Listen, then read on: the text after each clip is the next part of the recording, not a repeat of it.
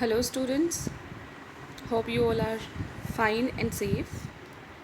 I hope you have seen the previous videos too. So, in the previous video, we knew that Murad went to a ride. He crossed a field of dry grass. Then he went to irrigation ditch. Then he crossed the ditch on the horse and 5 minutes later returned dripping wet. Now, the second line. The sun was coming up. Now it's my turn to ride, I said. Adam said, I want to ride now. My cousin Murad got off the horse.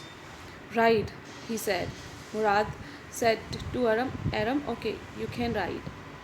I leaped to the back of the horse and for a moment knew the most awful fear imaginable. The horse did not move.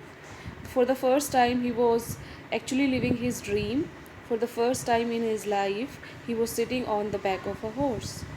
And when he sat there, there was some kind of fear. When your dream is coming true, there is some kind of feeling of frightness and fear in our hearts. Same was there with Aram. But the horse did not move. Kick into his muscles, my cousin Murad said. What are you waiting for?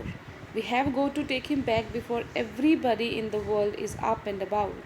So Murad says, be quick because they had to hide the horse before anybody wakes up or notices that they have the horse. I kicked into the muscles of the horse. Once again, it reared and snorted. Then it began to run. I didn't know what to do. It was the first time for Adam, and for the first time, nobody can be perfect in riding the horse. So he didn't know how to control a horse. Instead of running across the field to the irrigation ditch, the horse ran down the road to the vineyard of Tikran Halabian, where it began to leap over vines. So Murad went to a dry field grass and irrigation ditch and his own path. But when Aram was sitting on the back of the horse went on a new way. It came to the road, then it came to the vineyard of this person, Tikran Halabian, and then it started jumping over vines. The horse leaped over 7 vines before I fell.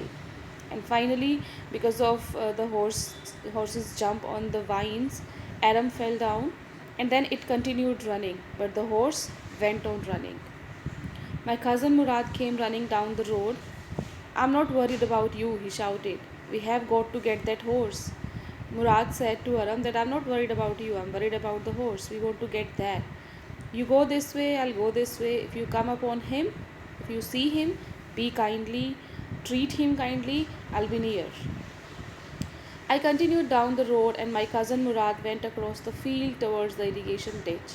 So he went to the road and Murad went to the way where he used to go with the horse. It took him half an hour to find the horse and bring him back. All right, he said, jump on. The whole world is awake now. Everybody was awakened. What will we do? I said. Adam said. Well, he said, we'll either take him back or hide him until tomorrow morning. He didn't sound worried, and I knew he would hide him and not take him back, not for a while at any rate. Murad said that we can give him back to the person from where I have brought, or we can hide him. But from his sound, Aram was very sure that Murad was not going to take the horse back to the person. He was actually going to hide the horse.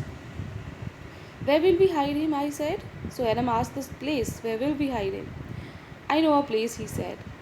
How long ago did you steal this horse? I said. Aram again used the stealing word. He said, how long ago have you stolen the horse? Kitna time ho gaya? It suddenly dawned on me means began on me or came into my thought that he had been taking these early morning rides for some time and had come for me this morning only because he knew how much I longed to ride. So Aram has now concluded that Murad was having horse for many days. That was the reason that he was so comfortable with the horse. That was the reason that he knew where to hide the horse. So he knew a lot of things. That is the reason Aram thought that he was having those early morning rides for many days. And now he had told Aram today because he knew that Aram was also excited for the horse riding. Who said anything about stealing a horse? He said. When Aram asked, how long ago did you steal this horse? Murad got annoyed. He said, who said anything about stealing a horse? He wants to say, I have not stolen a horse. Anyhow, I said, how long ago did you begin riding every morning? So Adam changed his statement now. He did not use the word stealing. He asked, how long did you begin riding every morning? For how many days you have been riding? And Murad said, not until this morning. Only this morning, which was unbelievable for Adam. Are you telling the truth? I said, because Adam could not believe this. Murad was so perfect in horse riding and he was so easy with the horse. So Adam asked, are you telling the truth? Of course not, he said.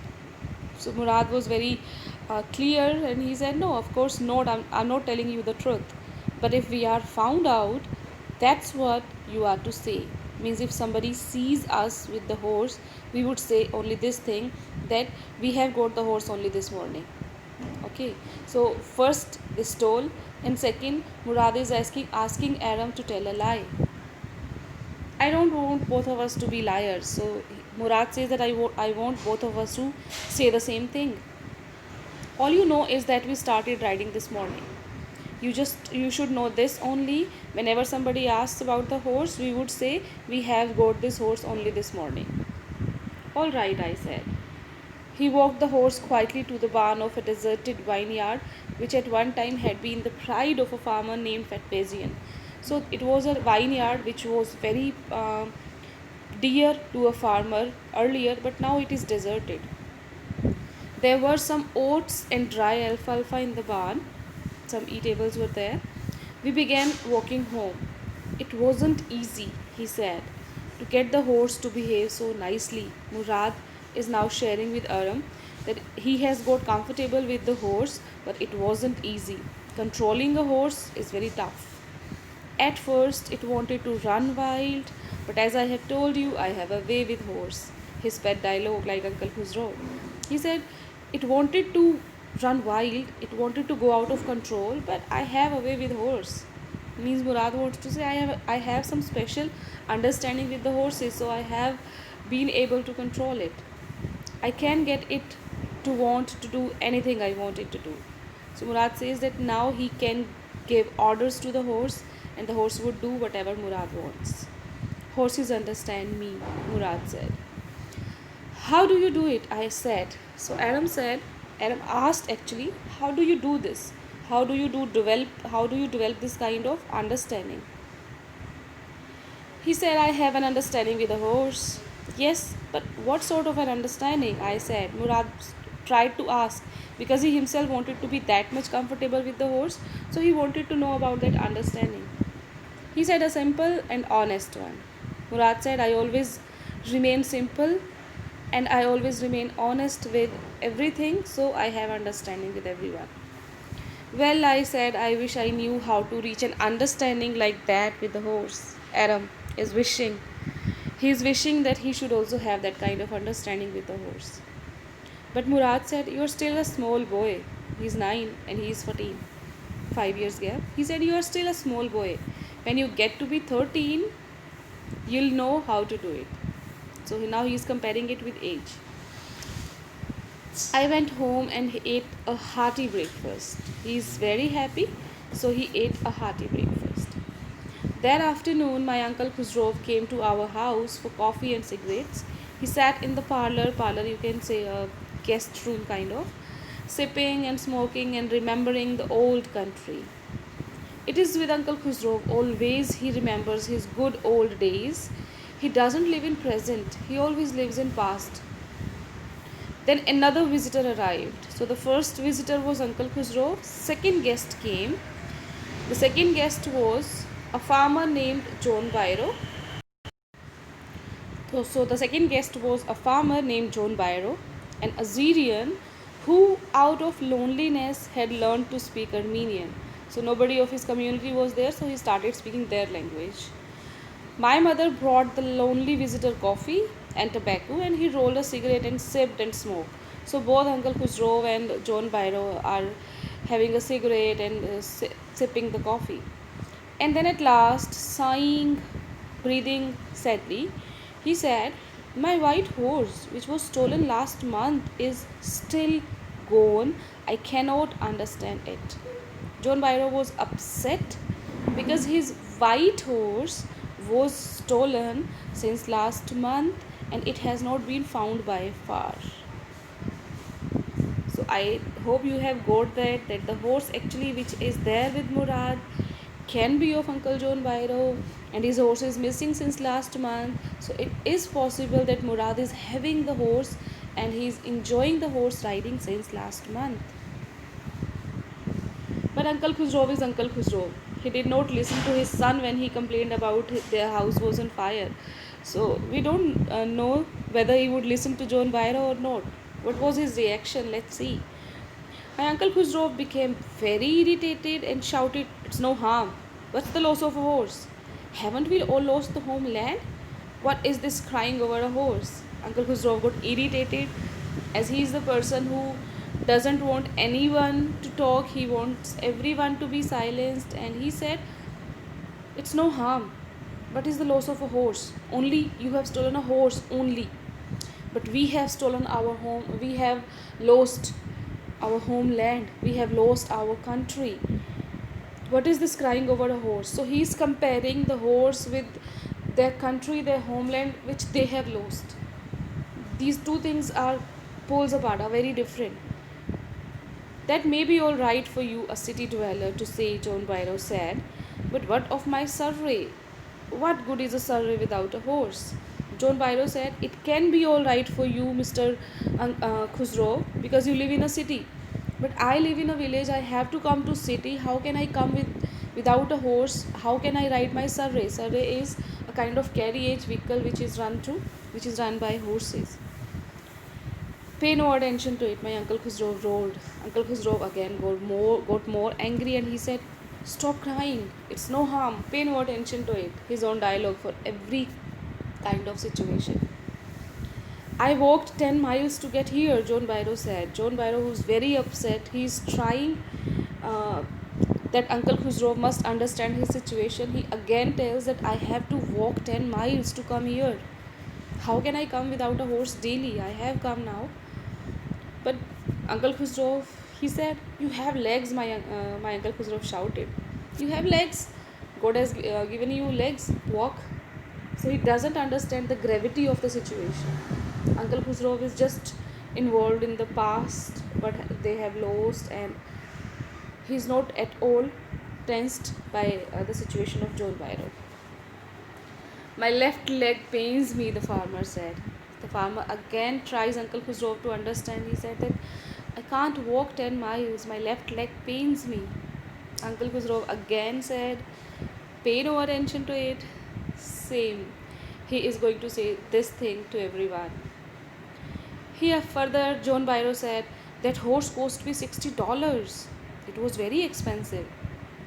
And Uncle Khusro, I spit on money. Means for him money was nothing. He got up and stalked out of the house, slamming the screen door. What could John Byro do? He told so many things to Uncle Khusro, but Uncle Khusro was not able to understand the gravity of the situation. And finally, John Byro failed. He got up, walked out of the house, and he was so much in anger that he slammed the screen door. He slammed the front door.